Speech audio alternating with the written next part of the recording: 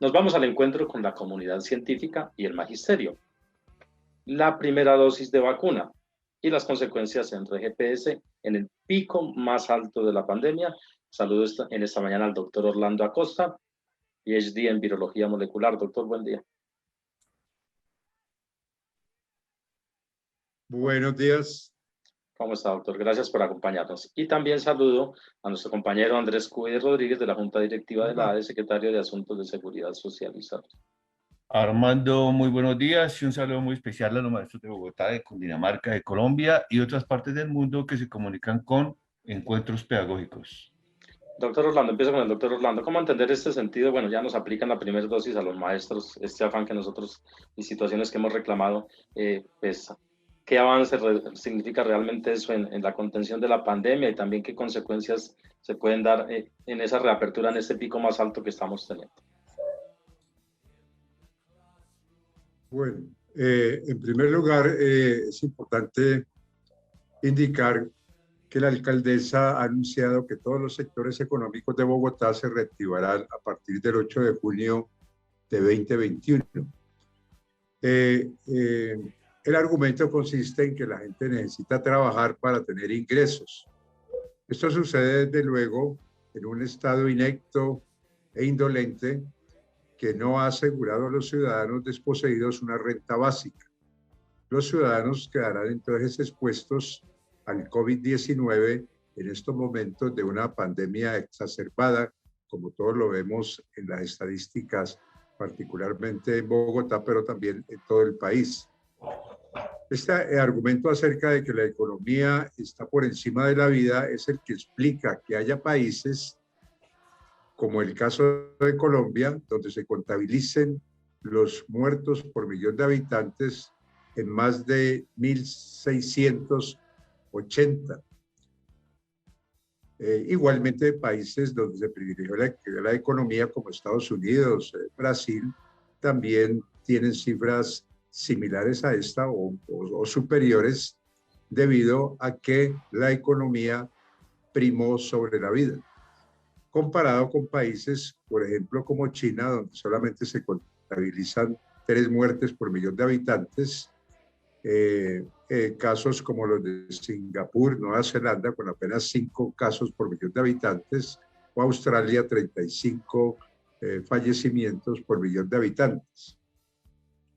Entonces, si vemos este aspecto relacionado con el fracaso de las medidas de prevención y mitigación de la pandemia en Colombia y igualmente también en Bogotá, donde ya se contabilizan más de 18.500 muertes en Bogotá. Estoy refiriéndome a los datos de Saludata Bogotá, que corresponden a más de 2.366 fallecimientos por millón de habitantes, lo cual es un índice bastante alto y también un indicador del fracaso de las medidas de prevención y mitigación introducidas por las autoridades correspondientes. Ahora, presionar actividades educativas presenciales en medio de los actuales niveles de pandemia no es responsable. Por ejemplo, se mencionaba ayer en los medios que se ha vacunado apenas con la primera dosis un cuarto de los docentes de la capital colombiana. Las vacunas tienen unos protocolos que han sido aprobados por las autoridades regulatorias de varios países, incluyendo el caso de Colombia, que es el INVIMA. Entonces, si lo vemos de esta manera, solamente recibir la primera dosis en un cuarto de los docentes en el momento, cuando la primera dosis tiene una protección bajísima, casi que ninguna, dependiendo de qué vacunas estemos hablando, o muy parcialmente dependiendo de otras vacunas. Cuando no se ha completado ese protocolo, realmente el riesgo es alto de contagio y de poder eventualmente llegar a una condición crítica, una unidad de cuidado intensivo. Y como sabemos, aproximadamente el 50% de los que llegan a unidades de cuidado intensivo no sobreviven. Y aquellos que sobreviven quedan con secuelas en un porcentaje relativamente alto, que duran entre una semana a varios meses e inclusive, como se ha visto, a más de un año, teniendo en cuenta casos de personas que se infectaron al comienzo de la pandemia. Entonces, mientras no se reciban las 2 dosis, el riesgo es alto para los profesores y la comunidad educativa.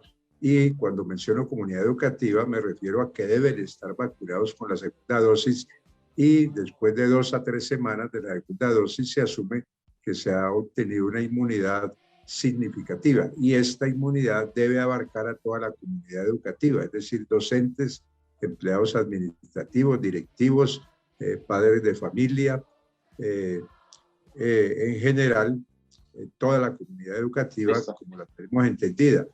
Entonces, además, el hecho de que los menores de 16 años no van a ser incluidos en el momento en los planes de vacunación hace que esta población sea un reservorio, un caldo de cultivo para nuevas variantes que podrían eventualmente rebasar la protección conferida por las vacunas.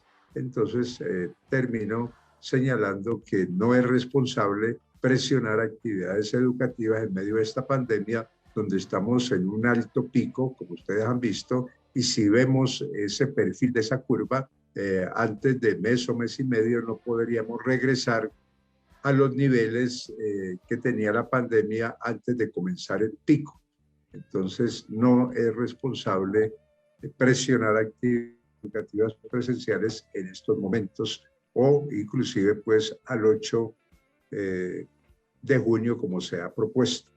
Bueno, doctor, le agradecemos esos datos científicos. Andrés, en este mismo contexto, ¿qué análisis nos quiere dar en esta mañana?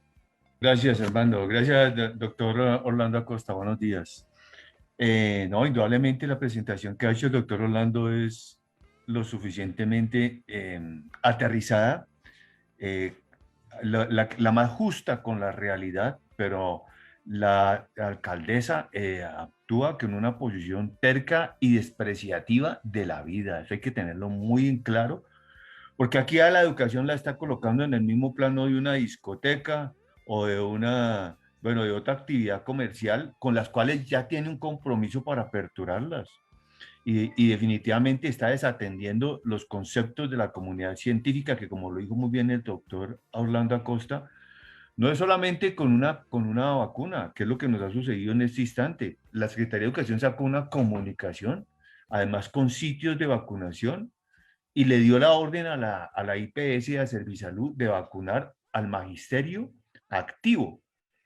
Eso lo que ha hecho es que se hayan agolpamientos en las sedes donde se ha convocado, porque los agendamientos han sido insuficientes, la capacidad técnica de la IPS se ha quedado corta, no es capaz de atender todas las llamadas y todos los mensajes que se le colocan para agendar. Entonces encontramos pues filas completas de personas allá, además aumentando el contagio. Bien, de todas maneras lo que dice el doctor es muy, muy cierto y es con una vacuna, con una dosis no es suficiente para la inmunidad. Segundo, hay que esperar el esquema completo y no solamente para los docentes, sino también para toda la comunidad educativa.